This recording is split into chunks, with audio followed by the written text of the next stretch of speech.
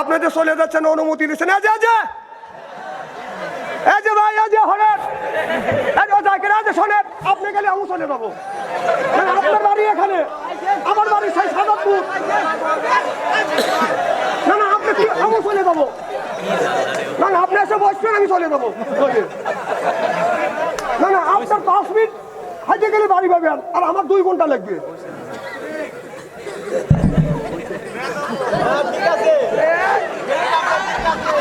কি অনুমতি ছাড়াই চলে যাবেন? অত সস্তা না, এটা সাদাপুরের বলা, খালি গায়ে সেদ্ধ চলা। সারা বাংলাদেশ যদি ইস্তেরি করবে বাড়ি, এলাকার লোকে ইস্তেরি করা কি?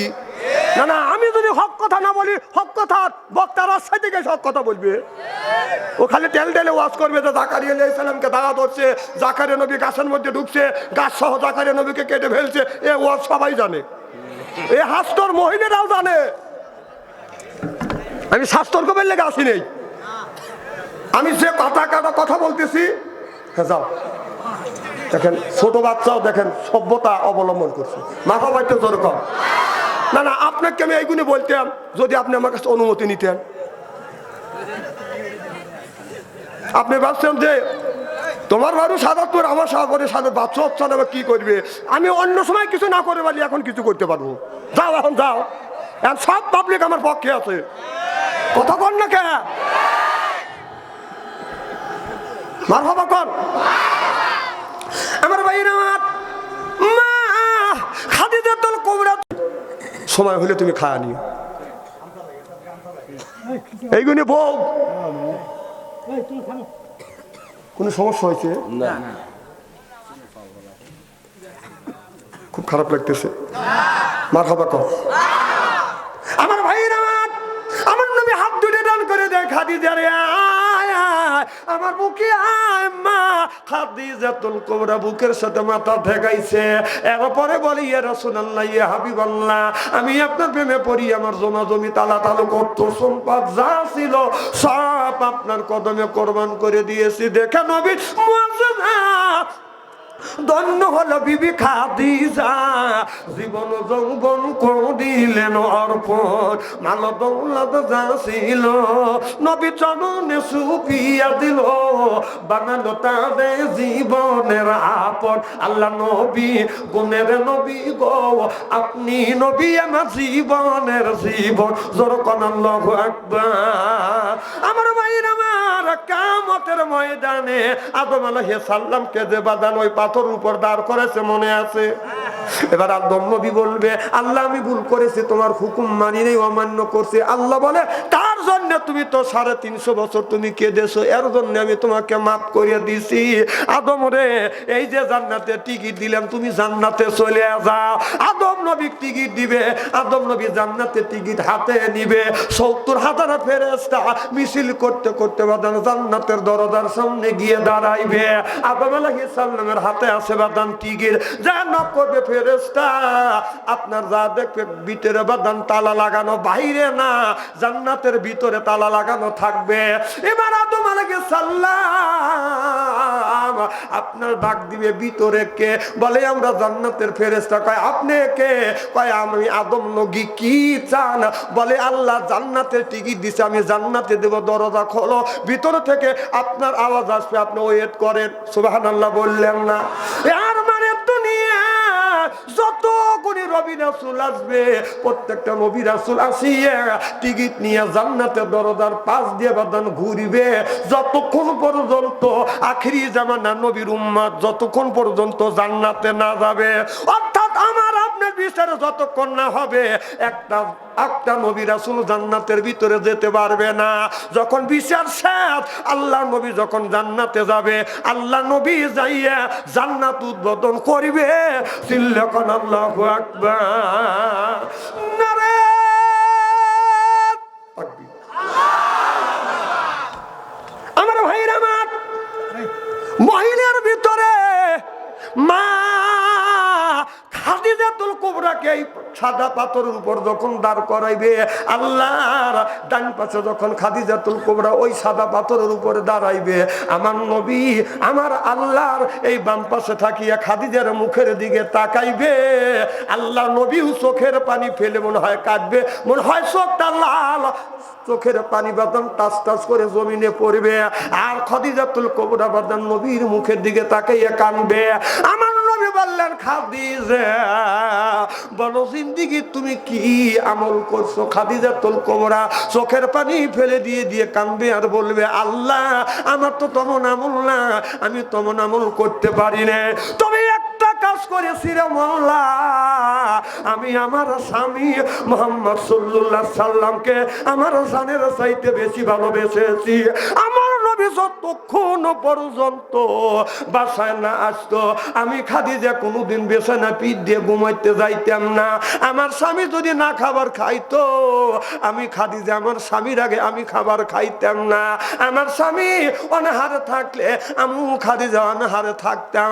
আল্লাহ আমার এমন কোনো আমল নাই, আমার স্বামীকে আমি গোসল দেওয়াইছি, আমি বেশি মহব্বত করছি, আমার জমা জমি তালা তালুক অর্থ সম্পদ যা কিছু ছিল সব আল্লাহ নবীর নামে আমি কোরবান করে দিয়েছি, এ ছাড়া বাড়তি কোনো আমল করতে পারি না। আল্লাহ বলবে, রে খাদিজা তোমার ইবাদত, এদিক তাকান, সালা চা নিয়ে যেতে দুইয়ে যেতে ওই দিকে টাকা রয়েছে এতিমের মতো, একটা চা নিয়ে দাও।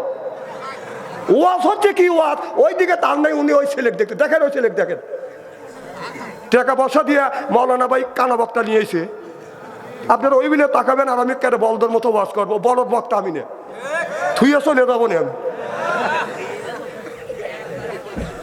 আচ্ছা কন তো কি ওয়াজ করালিছিলাম, ওই বললে যে টাকা রইলে আর কন এখন তার কবে পারবেন না, বাজ্যা বউ জিজ্ঞেস করবেন কি ওয়াজ শুনছে, কয় যে ভালোই, তো ভালোই ওয়াজ কি শুনছে কা মনে নেই।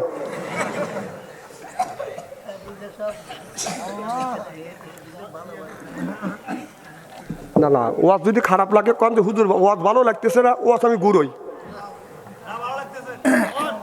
আমলের ওয়াজে একবার পুরুষের বিপক্ষে যেতেছে, একবার মহিলার বিপক্ষে যেতেছে, এই দিতে যাচ্ছে তাই না, যখন মার বাবা না না আমি আপনারা কি আমাকে টাকা দিছেন যে হুজুর আমার পক্ষে কথা কন, বউকারের বিপক্ষে, আমি বউকারের বিপক্ষে কব কে? তারা হলো আমার মা বোন, তারা হলো মার জাতি, তাদের পায়ের নিচে জান্নাত, সুবহানাল্লাহ কর, মায়ের পায়ের নিচে সন্তানের জান্নাত, আমি তাদের বিপক্ষে বলবো কেন? আমার মা বোনেরা স্বামীদের খুব ভালোবাসে আমি জানি, তবে একটা মাও স্বামী গোসল দেওয়া হয় না, দিলু গরম পানি। আমার ভাইরা আমার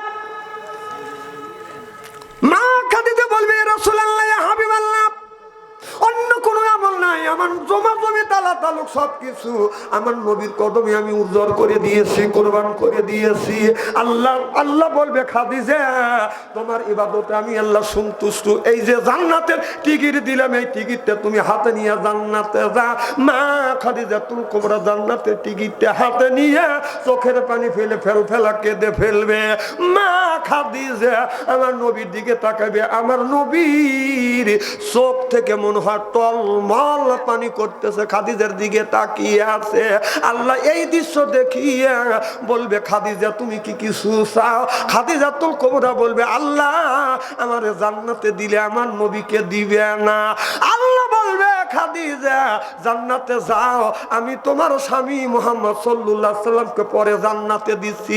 মা খাদিজাতুল কুবরা পাথর থেকে নামবে না, কাঁদবে আর বলবে, আল্লাহ আমার স্বামীকে যদি জান্নাতে না দাও আমি জান্নাতে যাব না। মাওলা আমি জীবনে আমার স্বামীর খেদমত করে আমার তৃপ্তি মেটে নাই, আল্লাহ আমার স্বামীর খেদমত করে আমার তৃপ্তি মেটে নাই রে আল্লাহ, আমার স্বামীরে তুমি জান্নাতে দাও। আল্লাহর দয়া লাগবে, আল্লাহ টাকা দেখবে, খাদিজাও কান্দে, আমার নবীও কান্দে। আমার আল্লাহ বলবে, রে খাদিজা চিন্তা করো না, তুমি তোমার স্বামী মুহাম্মদকে নিয়ে তুমি জান্নাতে যাও। চিল্লা কোন আল্লাহু আকবার। হাসরের ময়দানে ময়দানে যখন এক হবে আমার নবী বিবি খাদিজা যাই আমার নবী জড়া ধরে গলা ধরিবেন, বলবে নবী গো জীবনে খেদমত করে তৃপ্তি পাই, ইয়া রাসূলুল্লাহ ইয়া হাবিবাল্লাহ, আজকে জান্নাতের মধ্যে আমি আপনার খেদমত করে আমি তৃপ্তি মিটাবো। আল্লাহ বলবে খাদিজা রে আমি তো জান্নাতে দিলাম, তোমার স্বামীকে নিয়ে তুমি তৃপ্তি মিটে খেদমত করো গা। সিল্লাখান আল্লাহু আকবার। মা জান্নাত এতই সস্তা, স্বামীর সাথে দুর্ব্যবহার করিয়া। স্বামী কয় তুমি বাদ দাও, আসতে দেরি হয়েছে, কয় টেবিলের নিচে উপরে রয়েছে বাইরে খাও। স্বামীর আগে কয় দে আমার লাঠিহান কৌরি, কয় করে কেবা মনে হয় উঠতেছি না,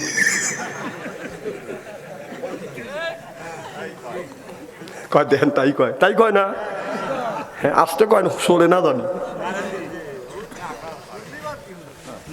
শুনলি মান কি আপনার নাম কম তো আমি বলে দিই।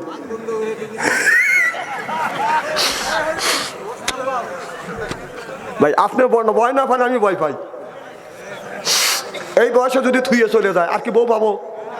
কয় না দেখেন কি ভয়, ঠিকই আছে। তবে শুনে রাখেন একটা পুরুষের ভাগে 3.5 জন করে মহিলা ভাগে পড়ছে। আল্লাহ যদি আমাকে এই দেশের যদি কোনোদিন প্রধানমন্ত্রী বানাইতো, আমি বলতাম যে আল্লাহ যখন 2 থেকে শুরু করেছে কোরআনের মধ্যে বিয়ে, তুমি 2টা করো, 3টে করো, 4টে করো, সুবহানাল্লাহ জোরে কর। যাদের সমর্থ আছে আমি 2 থেকে শুরু করতাম, যে আল্লাহ যখন 2 থেকে শুরু করছে 2টে বিয়ে করো, 3টে করো, 4টে করো, না পারলে যদি সমর্থ না থাকে একটা নিয়ে সন্তুষ্ট থাকো, সুবহানাল্লাহ জোরে কর। আমি এই আইন করতাম, কিন্তু আমি জানি জীবনে আমি প্রধানমন্ত্রী হয়ে গেল। এটা আমার আফসোস। আমার ভাইরা আমার যদি আর ঘন্টাখানে আলোচনা করি শোনার জন্য রাজি আছেন তো? নারে তাকবীর। আমার ভাইরা আমার হঠাৎ করে মা খাদিজাতুল কুবরা বেদন অসুস্থ হয়ে গেলেন। আমার নবী খাদিজাতুল কুবরার কাছে যায় মাথার উপর হাত বুলাইলেন, আর আমার নবীর উরুর উপরে মা খাদিজাতুল কুবরার মাথা রেখে বললেন খাদিজা তোমার কেমন লাগে? মাথা হাত বুলায় আর মা খাদিজাতুল কুবরা বলে ইয়া রাসূলুল্লাহ ইয়া হাবিবাল্লাহ আমার বড় ভয় লাগে। কি রে খাদিজা তুমি থরথর করে কাঁপতেছো কেন? খাদিজাতুল কুবরা বলে নবী গো মনে হয় আমি বাঁচবো না, আমি দুনিয়ার থেকে বিদায় হয়ে যাব। এই বলার পরে মা খাদিজা থরথর করে কাঁপতেছে, আমার নবী মাথার উপরে হাত বুলায়। এখনই কালেকশন করবো, এখনই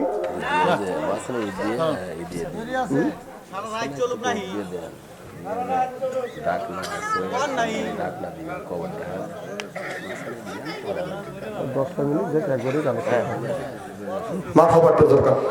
আচ্ছা ভাই।